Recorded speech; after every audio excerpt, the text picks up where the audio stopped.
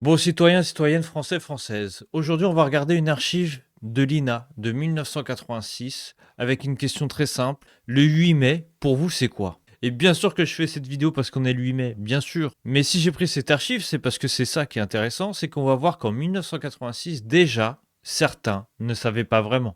Mais il y avait encore une différence énorme avec aujourd'hui, hein. À l'époque, il y avait encore des anciens, des gens qui avaient vécu la guerre ou qui avaient grandi juste après. Donc la mémoire était encore là.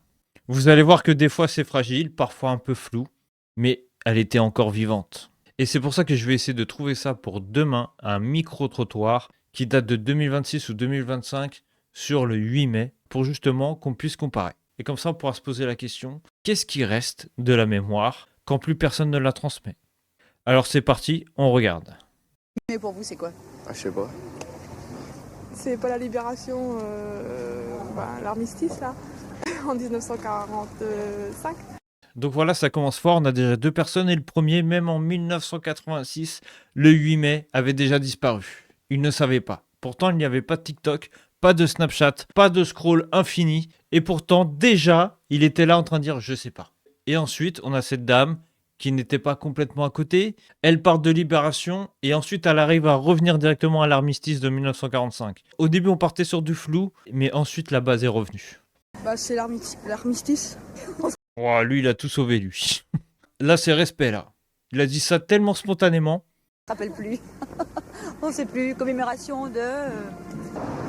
Non, attendez, parce que là... Non, mais attendez, parce que moi, je trouve que c'est chaud, par contre, là.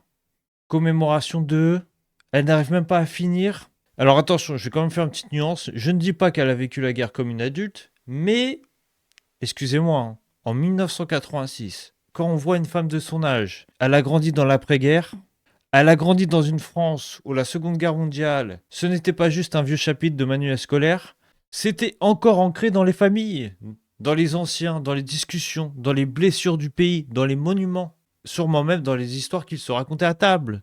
Et pourtant, elle bloque. Elle se souvient plus. La commémoration de... Et c'est cette séquence pour moi la plus violente, parce que ça montre un truc assez extrême quand même. L'être humain oublie hyper vite. Même les drames énormes, même les guerres, même les morts. Même quand ça a touché ton propre pays, c'est ça qui est complètement fou. Parce qu'au final, quand on voit cette séquence-là, on peut pas se permettre de dire en fait que les jeunes ne savent rien. Parce que là, on n'est pas sur une ado de 2026 qui s'est cramé le cerveau en scrollant sur TikTok. Là, on est en 1986. La guerre est finie depuis seulement 41 ans. Et excusez-moi, mais 41 ans, c'est rien dans l'histoire d'un pays. Et pourtant, t'as quand même des gens qui ne savent plus très bien ce qu'on commémore. Donc c'est pour ça que je vais me permettre de le dire quand même. Pour moi, quand je vois ça, je trouve que le travail d'effacement avait déjà commencé. Ouais, c'est l'appel de Gaulle. 8 mai 45. Oh putain. Là, on a un mélange de dossiers, là. L'appel de De Gaulle, 18 juin 1940. C'est pas du tout le 8 mai 1945. Là, le gars, il a pris deux événements historiques. Dans son cerveau, ça a fait du ping-pong. Et il nous a servi un putain de cocktail République. Je me rappelle plus. Le 8 mai, bah, c'est l'armistice de. Ah bah quoi? J'y suis plus, moi alors. Pour vous, qu'est-ce que c'est? Un jour de vacances. Et bah voilà, finalement. 1986 ou 2026, c'est le même combat. Le jour férié est resté. Et le sens, lui, il est parti faire un tour. Le 8 mai, c'est quoi? Un jour de vacances. Et c'est exactement ça le problème. On garde l'avantage et on perd l'histoire. On profite du repos, mais on oublie pourquoi il existe. Et après, on s'étonne que tout devienne un vide intersidéral. Vous me prenez au dépourvu là. Je pense à autre chose en plus. Le 8 mai. Il m'a tué quand même. Vous me prenez dépourvu, je pensais à autre chose. En gros, mon cerveau n'était pas prêt à croiser une question de culture générale dans la rue. Et pour toi, qu'est-ce que c'est? L'armistice, De quelle année? 45. Lui, c'était le meilleur, lui, direct. Armistice de la dernière guerre, en espérant qu'il n'y en aura pas d'autres. Vous voyez la différence? Lui, il ne répond pas comme si c'était un quiz. Il répond avec du vécu. Parce qu'il dit cette phrase hyper importante en espérant qu'il n'y en aura pas d'autres. Et c'est aussi avec cette séquence que je trouve que cette archive, elle est hyper forte. Parce qu'en 1986, il y avait encore des gens pour qui le 8 mai, ce n'est pas juste une date, c'était une mémoire. une peur, un soulagement, un avertissement. Et aujourd'hui, quand ces générations disparaissent, personne ne transmet.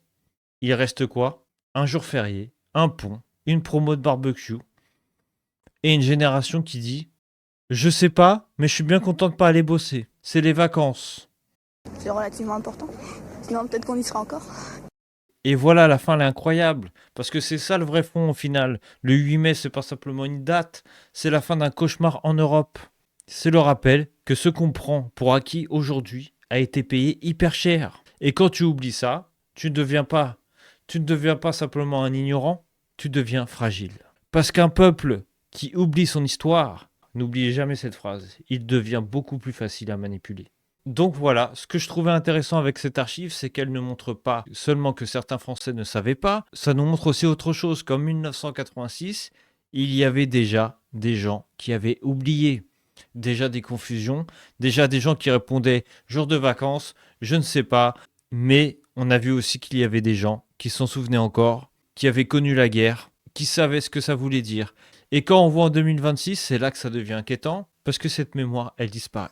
Et si derrière l'école, les parents, les médias, la famille, personne ne transmet, le 8 mai devient juste un jour férié sur le calendrier. Un pont, une journée sans travail, une excuse pour dormir plus longtemps.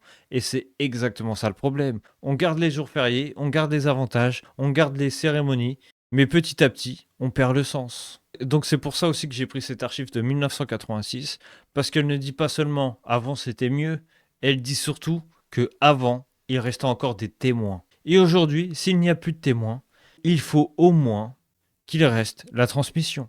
Donc, n'hésitez pas à me donner votre avis en commentaire, n'hésitez pas à liker, à vous abonner et à partager cette vidéo.